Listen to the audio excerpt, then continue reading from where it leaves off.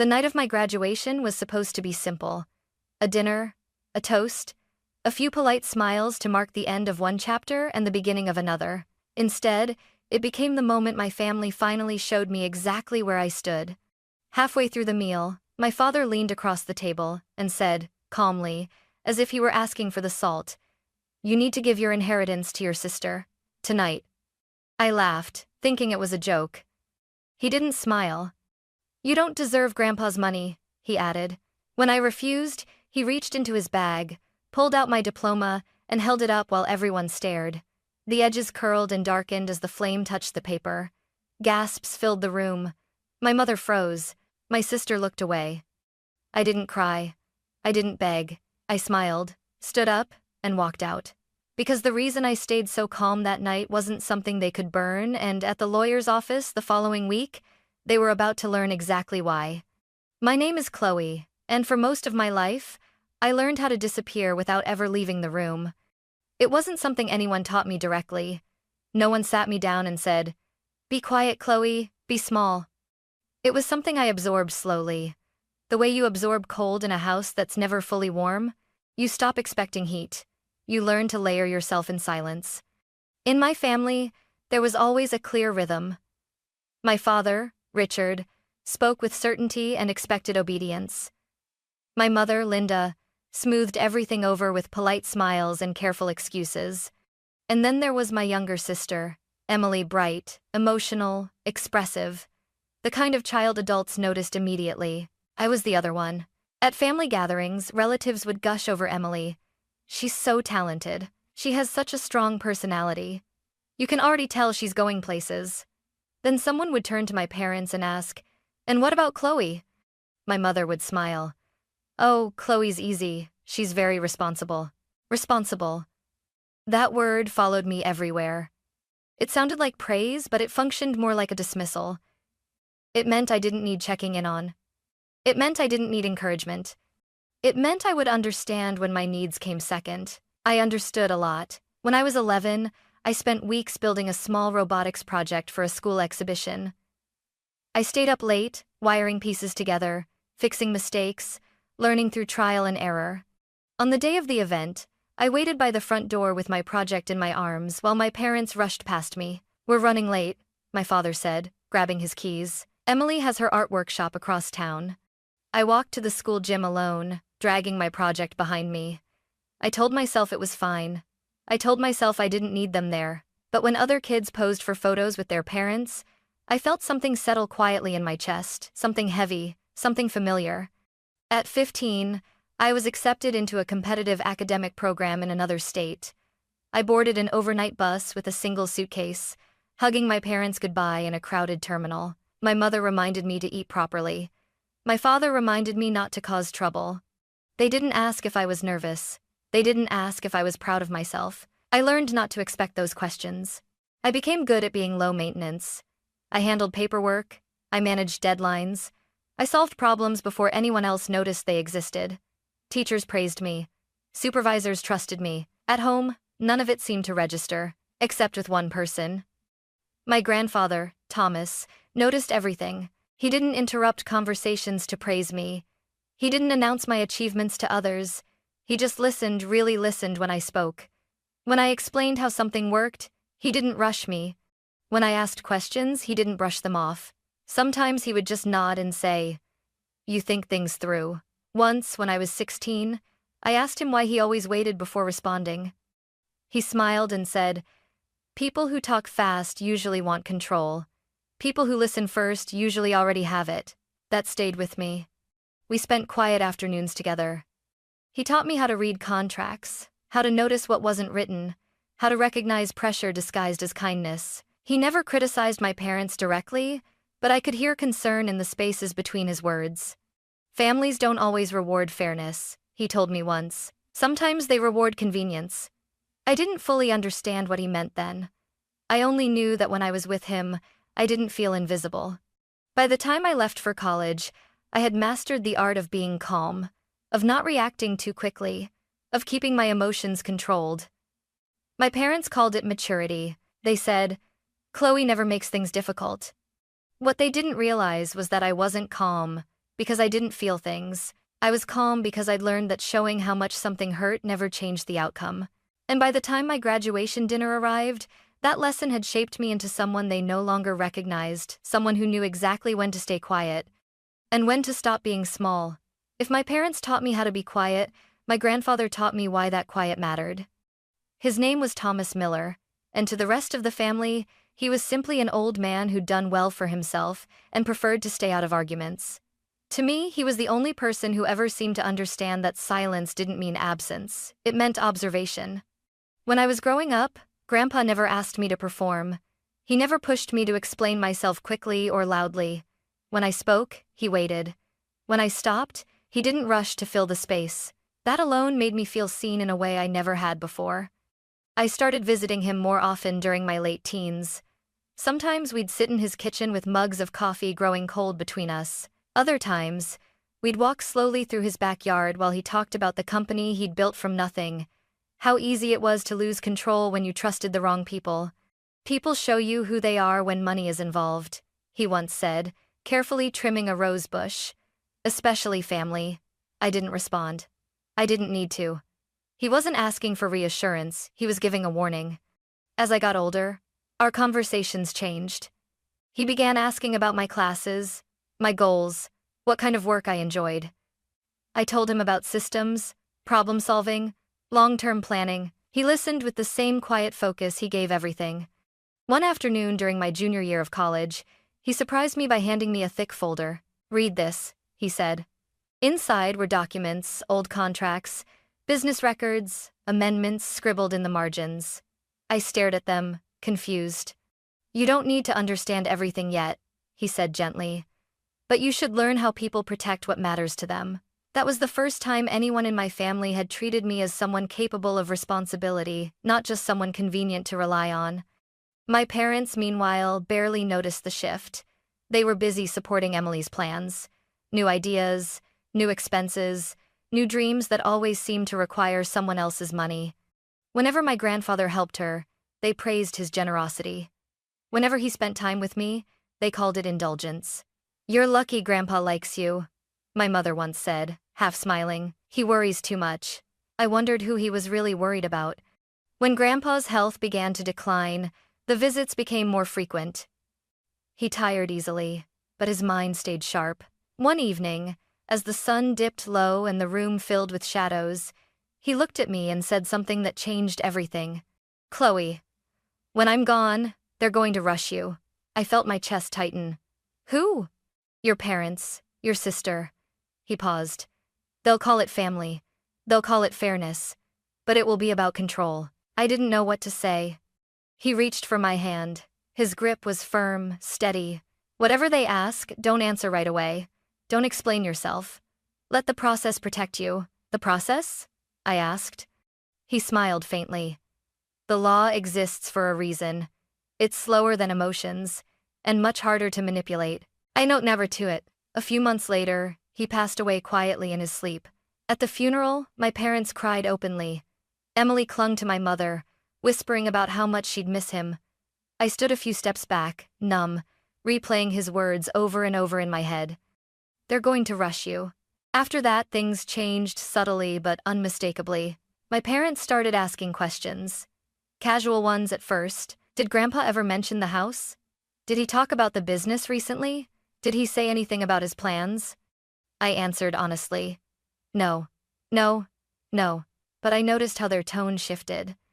How conversations seemed to circle back to money, responsibility, and who needed support.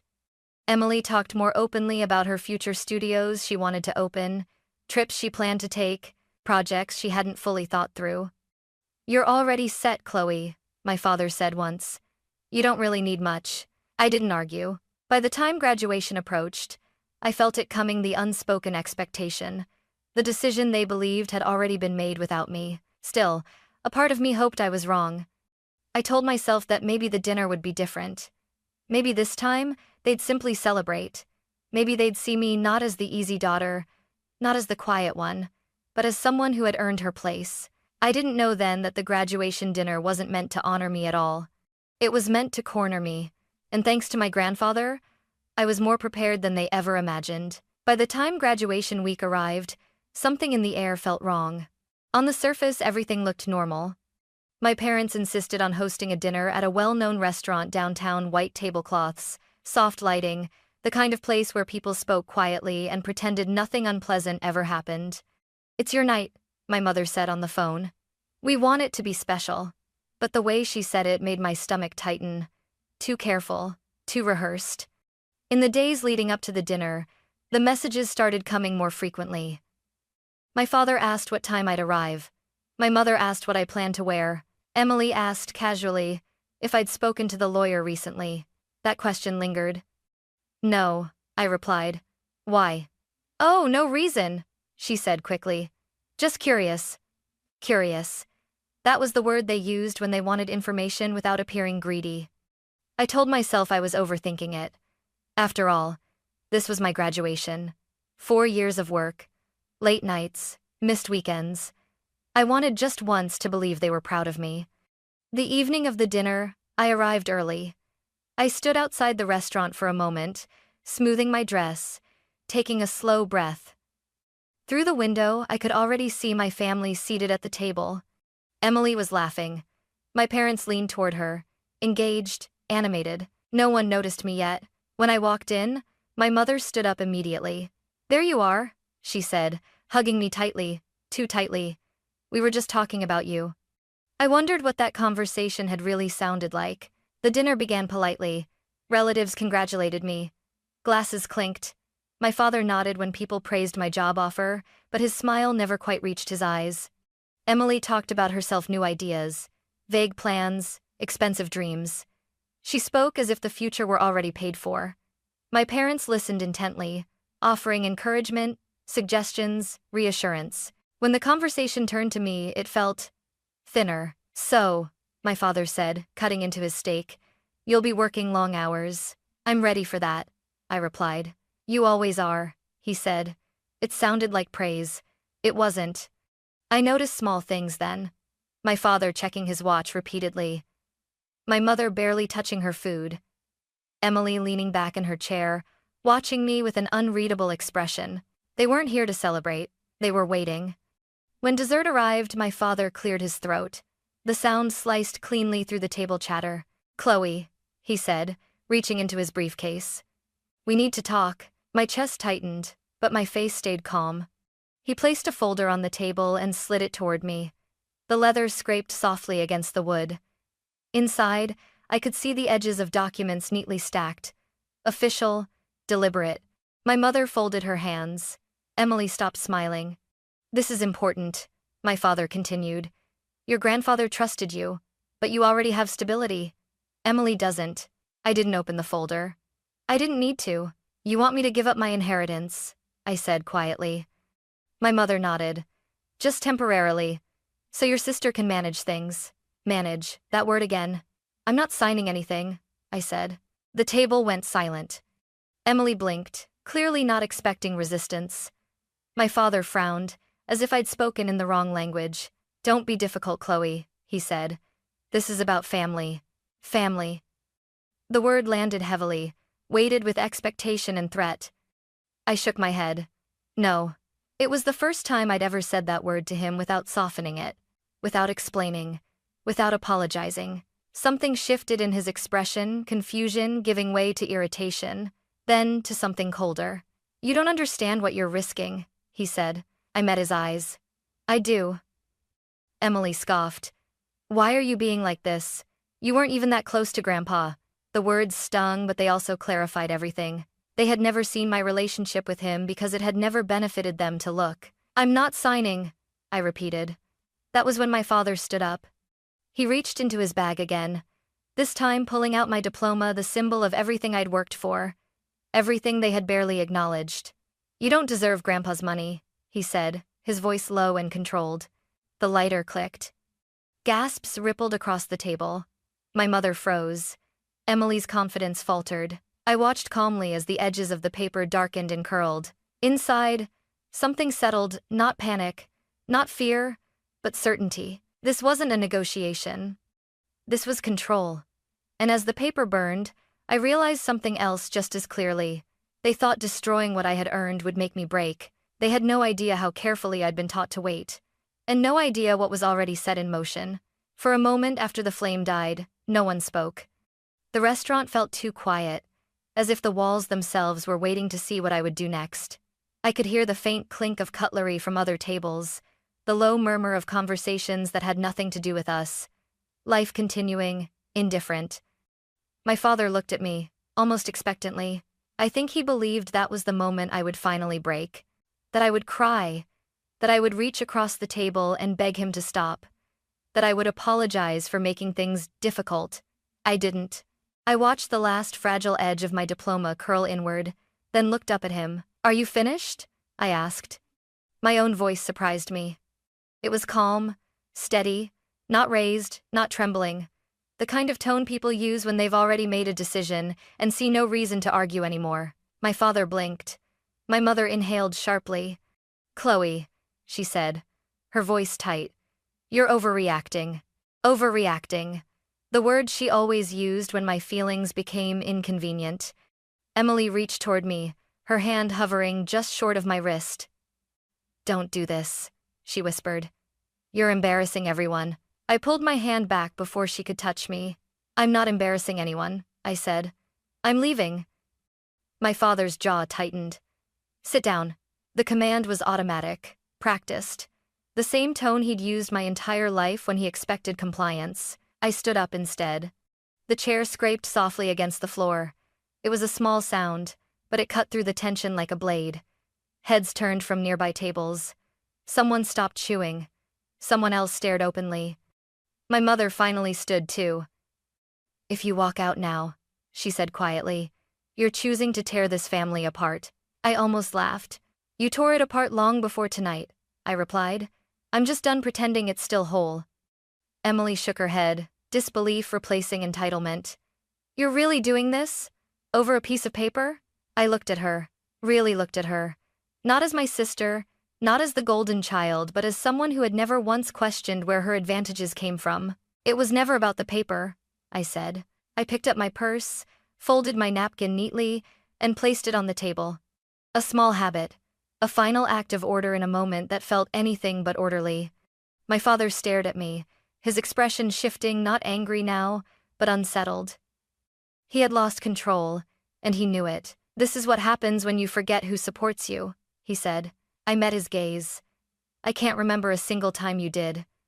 The words hung between us, heavy and undeniable. No one followed me as I walked toward the exit.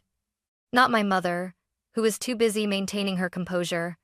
Not Emily, whose world had just tilted in a direction she didn't understand. Not my father, who was still standing there, lighter in his hand, staring at the ashes of a symbol he thought would keep me obedient. Outside, the night air hit my face, cool, damp, real. I stood on the sidewalk for a moment, breathing it in. The city moved around me, cars passed. A couple laughed as they walked by. Somewhere nearby, music played softly through an open window. For the first time that evening, I felt grounded. I ordered a ride and watched the restaurant fade behind me as the car pulled away. In the reflection of the window, my face looked different. Not broken, not angry, resolved. My phone buzzed almost immediately. A message from Emily. "You went too far." Another from my mother. "Your father didn't mean it. He was emotional." Then an email notification from my father, already long enough to scroll. I didn't open any of them. Instead, I rested my head back against the seat and closed my eyes. Grandpa's voice echoed in my mind, calm and certain. "They're going to rush you." I wasn't rushing. I wasn't reacting. I was choosing. That night, I stayed at my Aunt Sarah's apartment. She opened the door without questions, took one look at my face, and stepped aside. "There's tea in the kitchen," she said softly. "You can talk if you want, or not." I didn't talk. I didn't need to. Lying on her couch later, staring up at the ceiling, I replayed the dinner in my mind, not with anger, but with clarity. Every word, every look, every carefully staged moment. It hadn't been a celebration. It had been a test. And for the first time in my life, I hadn't passed it the way they expected. As sleep finally crept in, one thought settled firmly in my chest. They believed tonight was the end of my resistance. They had no idea it was only the beginning.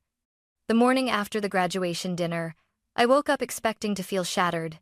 Instead, I felt clear. Sunlight filtered through the thin curtains in my Aunt Sarah's living room, soft and almost forgiving. For a brief moment, I forgot where I was. Then everything rushed back: the restaurant, the lighter, the way my father had looked at me as if obedience were something he could still demand. My phone was already vibrating. I didn't pick it up right away. I made coffee first. I sat at the small kitchen table and let the warmth of the mug steady my hands. Only then did I look at the screen. Emily's messages came first. "You embarrassed us last night. Everyone thinks you overreacted. Dad is furious." I stared at the words, noticing what wasn't there. No concern, no apology, no acknowledgement of what had been done to me, just control. A second message followed. "You know Grandpa wouldn't want this much drama." I almost laughed.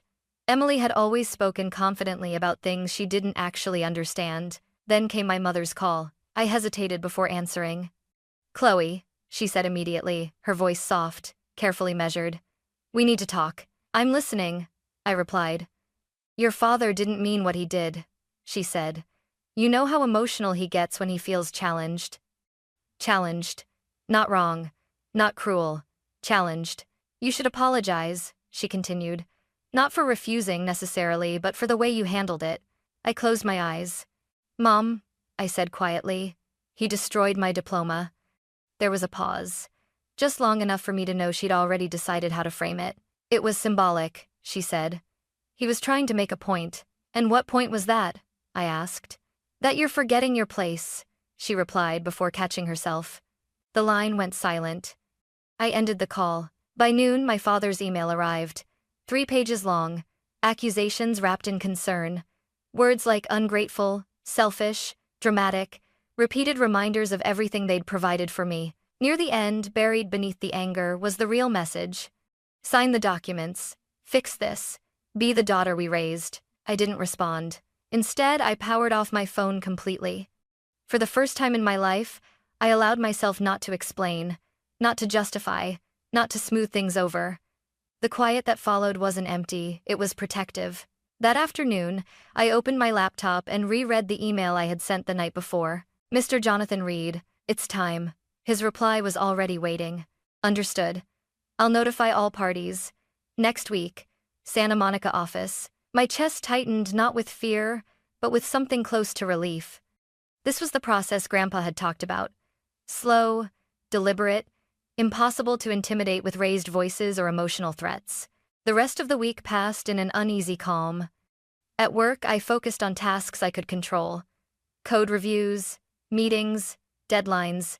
In the evenings, I stayed with my aunt, helping her with groceries, watching old movies, letting normal life remind me that the world hadn't ended just because my family had lost control. One night, she finally spoke. "Your grandfather knew this would happen," she said gently. "That's why he trusted you." I nodded, the weight of that trust settling deeper in my chest. My phone stayed off, but messages piled up anyway. Missed calls, voicemails. One from Emily stood out. Her voice, no longer smug, sounded shaky. "I already told people the house was basically mine," she said. "You're making me look stupid." That was when I realized something important. They hadn't just assumed I would give in. They had already spent what wasn't theirs. By the time the day of the meeting arrived, I felt strangely calm. I drove to the lawyer's office early, parked across the street, and sat in the car for a moment. I thought about my grandfather's quiet patience, about the way he'd taught me to wait, to read, to prepare. I wasn't walking into that building as a daughter, asking for approval. I was walking in as the person he had trusted to protect his legacy. As I stepped out of the car and locked the door behind me, my phone buzzed once more, powered on just long enough for a final message from my father to come through. "You still have time to do the right thing." I smiled faintly. I already had. And inside that office, waiting behind polished wood and neatly stacked documents, was the truth they could no longer talk their way around. The lawyer's office didn't look like the kind of place where lives unraveled. It was clean, bright, quiet. Sunlight poured in through tall windows, reflecting off polished wood and glass surfaces. Everything felt deliberate, controlled nothing like the chaos my family thrived in. Mr. Jonathan Reed greeted me with a calm nod. "They'll be here shortly," he said. "Are you ready?" I straightened my blazer. "I've been ready for a long time." We sat at opposite ends of a long conference table. In the center lay a neat stack of documents, bound carefully, as if even paper deserved respect here. 5 minutes later, the door opened. My father walked in first. Richard looked confident at a glance, shoulders squared, jaw tight, but I recognized the tension beneath it. My mother followed, lips pressed together, already bracing herself. Emily entered last, sunglasses pushed up on her head, phone still in her hand like this was an inconvenience she planned to leave early. She froze when she saw me. "You're really doing this?" she muttered. I didn't respond. They took their seats across from me, forming a familiar line. A perfect reflection of every dinner table, every family meeting, every moment where I had been expected to listen instead of speak. Mr. Reed didn't waste time. "As stated in the official will of Thomas Miller," he began, his voice even and precise. The room seemed to still. He read slowly, deliberately, each word landing with intention. Dates, witnesses, legal language that left no room for interpretation. Then he reached the line my family had never prepared for. The full estate, including all properties, financial assets, business interests, and intellectual holdings, is to be transferred solely to his granddaughter, Chloe Miller. My mother's breath caught. Emily's mouth fell open. "That's not possible," she said sharply. "He promised." "No," Mr. Reed interrupted calmly. "He did not." My father leaned forward, his composure cracking. "This has to be a mistake," he said. "I'm his son," he would have told me. "He did tell someone," Mr. Reed replied. "Just not you." Emily slammed her hand onto the table. "I already made plans," she snapped. "I put down deposits. You can't just—" I finally spoke. "It wasn't yours to spend." She turned to me, eyes wide. "You don't even care about the house," she said. "You don't care about the company. Why should you get everything?" I met her gaze, steady and unblinking. "You don't know what I care about," I said quietly. "Because you never asked." My father shook his head, disbelief turning into anger. "You're too young for this," he said. "You'll ruin everything he built." I felt something shift inside me, not fear, not guilt, but resolve. "You mean I'll ruin your control?" I replied. The silence that followed was thick. Then Mr. Reed reached for a small remote on the table. "There's one more item," he said, "at Mr. Miller's request." The screen at the end of the room flickered on. My grandfather appeared, seated in his study. He looked older than I remembered, frail, maybe, but his eyes were sharp, unmistakably clear. "If you're watching this," he began, "it means Chloe did exactly what I asked her to do." My mother covered her mouth. My father stared at the screen, frozen. "I watched my family overlook her," Grandpa continued. "I watched them reward the loudest voice instead of the strongest character," Emily whispered. "No. I watched Chloe stay quiet not because she was weak," he said, "but because she was paying attention."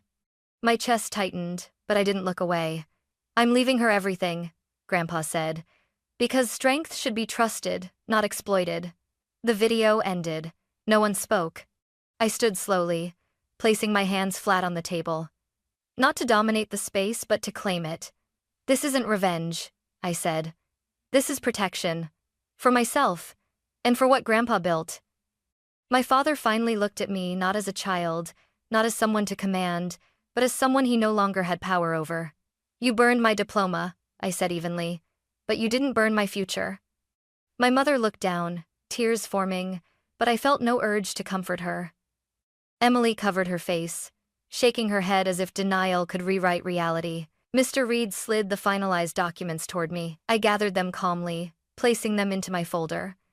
"This meeting is concluded," he said. I stepped back from the table. No one followed me. As I walked out into the bright California sun, something inside me finally loosened. The tension I'd carried for years, the constant readiness to defend myself, began to fade. For the first time in my life, the truth hadn't needed me to fight for it. It had spoken clearly, and everyone had heard it. After the meeting, I didn't feel victorious. I felt empty. Not in a painful way, but in the way a room feels after furniture has been moved out, strange, echoing, waiting to be filled with something new. I didn't hear from my parents that day, or the next, or the one after that. The silence was unfamiliar at first. For years, my life had been shaped by their reactions: approval, disappointment, pressure disguised as concern. Now there was nothing. No instructions. No expectations. Just space. I moved into a small apartment on the edge of the city, close enough to bike to work in the mornings. It wasn't large. The furniture was minimal, but it was mine. Every decision inside those walls, what to buy, where to sit, when to rest, belonged to me alone. At work, things shifted quietly. I didn't announce what had happened. I didn't need to. I focused on my projects, took on more responsibility, and earned trust the way I always had, through consistency, not noise. When a leadership opportunity opened up, my manager didn't hesitate. "You're steady," he said. "People feel safe working with you." For the first time, that word felt like recognition, not dismissal. I also began spending more time reviewing Grandpa's business carefully, methodically. I brought in advisors, asked questions, listened more than I spoke. I remembered the way he used to sit across from me, patient, observant, never rushing a decision just to feel powerful. I wanted to do things differently. A month passed before my mother finally called. I stared at the screen for a long time before answering. Her voice sounded smaller. "We don't know how things got this far," she said. "Your father is struggling." I waited. "You didn't have to humiliate us," she added quietly. That word, humiliate, settled heavily between us. "I didn't humiliate anyone," I replied. "I stopped protecting lies." She didn't respond. Emily never called. I heard through relatives that she'd moved in with friends, that plans had been postponed, that she was figuring things out. For the first time, the world wasn't rearranging itself around her comfort, and strangely, I didn't feel satisfaction. I felt distance. On quiet evenings, I stood on my balcony and watched the city lights flicker on one by one. The air was cool, steady. No one was watching me. No one was waiting for me to explain myself. I thought about the girl I used to be, the one who swallowed words, who measured her worth by how little trouble she caused. I wanted to tell her something. You don't have to stay quiet to be safe. Sometimes, memories of the dinner crept back in the flame, the gasps, the way my father's voice had tried to command me into shrinking again. But those memories no longer had sharp edges. They felt distant, like scenes from a life I no longer lived. One night, I found an old voicemail from Grandpa saved on my phone. I hadn't listened to it in years. "Take your time," his voice said softly. "You're allowed to choose yourself." I closed my eyes and let the words settle. For the first time, I wasn't bracing for the next confrontation. I wasn't anticipating backlash or guilt or demands disguised as love. I was simply living. And in that quiet, I realized something I'd never fully understood before. Freedom doesn't arrive all at once. It comes slowly, through choices, through boundaries, through the courage to let silence exist without filling it with fear. I had spent years learning how to be quiet for others. Now, I was learning how to be quiet for myself, and that made all the difference. People often ask me if I regret that night, the graduation dinner, the moment I stood up, the moment I walked away. The truth is, I don't think about regret anymore. I think about clarity. For a long time, I believed strength meant enduring, staying calm, not causing problems. I believed love was something you earned by being agreeable, by making yourself smaller so others could feel larger beside you. I was wrong. Strength isn't enduring harm quietly. It isn't staying in rooms where your worth is questioned. And it definitely isn't sacrificing yourself to keep other people comfortable. Strength is knowing when something is wrong and refusing to participate in it any longer. When my father burned my diploma, he thought he was destroying proof of my achievement. What he didn't understand was that the diploma was never the source of my future. It was just a symbol. The real foundation had already been built in patience, preparation, and the quiet confidence my grandfather helped me grow. At the lawyer's office, I didn't raise my voice. I didn't accuse. I didn't demand apologies. I let the truth speak in the language my family respected most. Facts, documentation, law, and that mattered. Because justice doesn't always come from confrontation. Sometimes it comes from boundaries that are finally enforced. Today, my life is peaceful in a way I never imagined growing up. I wake up without dread. I make decisions without waiting for approval. I build things slowly, carefully, with intention. I surround myself with people who don't confuse control with love. My family is no longer part of my daily life, and that used to scare me. Now, it feels honest. I've learned that family isn't defined by who raised you, it's defined by who respects you, who listens, who doesn't need to diminish you to feel powerful. I still think about my grandfather often, about the way he trusted me without demanding proof, about how he understood that silence can be a strategy, not a weakness. He once told me, "You don't owe anyone access to your future."